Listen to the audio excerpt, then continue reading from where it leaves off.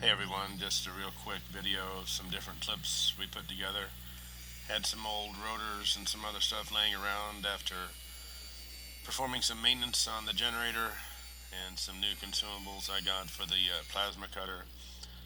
Just a quick little put together here, some things, having fun. Thought I would share it with you. Hopefully you enjoy. As always, thank you for watching.